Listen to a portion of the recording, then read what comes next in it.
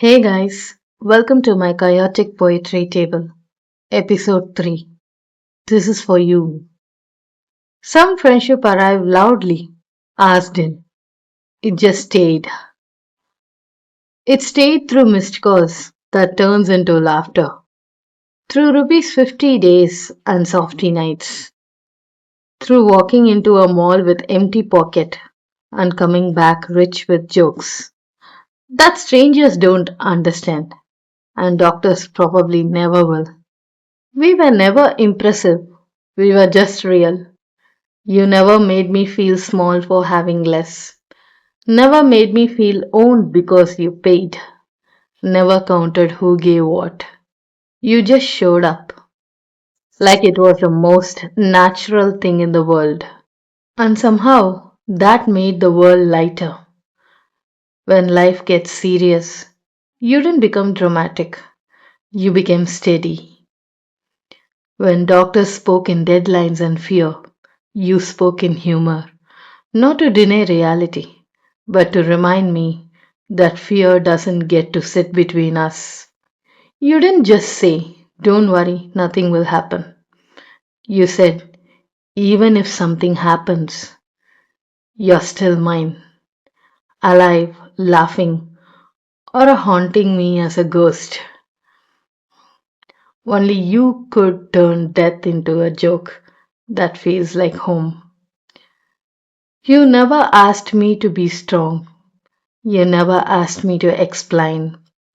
One message was enough for you to know something wasn't okay.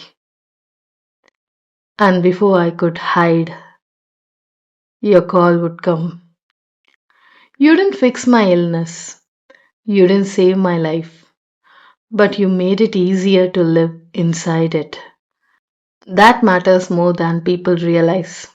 You researched the doctors like you were fighting a war from another city, another life, carrying your own battles quietly, a fragile home, a world that never paused for you. And still, you choose to carry me too, not as a burden, as a person.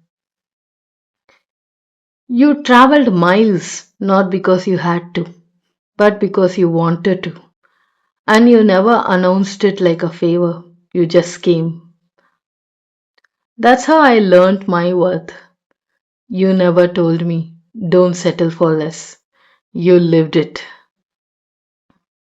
You showed me what effort looks like, what presence feels like, what bare minimum actually is, and what it is not. And without saying a word, you made me realize I deserve more than love that stays convenient. People think friendship is constant talking, sharing everything, fixing each other. We were never like that. We shared silence. We shared sarcasm. We shared the kind of honesty that doesn't need permission.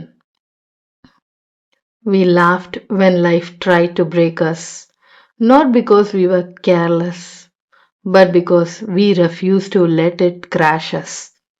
You once said, "Yes, we made it, and we have long way to go."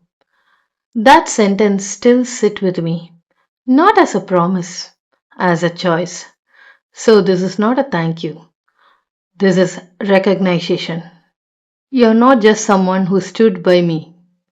You're someone who walked with me without asking me to hurry, without asking me to change. And if people read this and think, "Damn, this is what friendship is," then they are right. Because friendship isn't loud, it's loyal, it's quiet, it's choosing each other even when life is inconvenient. And apps, if angel exist, they don't come with wings. They come with sarcasm, late night calls, and the courage to say, "I'm here, even if everything falls apart." I'm lucky to have you, and I hope in the simplest way possible. I'm lucky because of you. And I have a reason to celebrate December 19th. It's not a festival, it's not a milestone. It's my friend's birthday. Happy birthday, Aparna. Abs. Thank you for being the quiet strength, that loud laughter, and the constant presence in my life. This poem is for you and to everyone watching. Hold on to that one friendship that makes life lighter. That's everything. So, if this poem reminds you of a friend, share it with him and subscribe to our channel where nothing makes sense, but everything feels something. I am signing off. Bye bye, guys. Have a great day.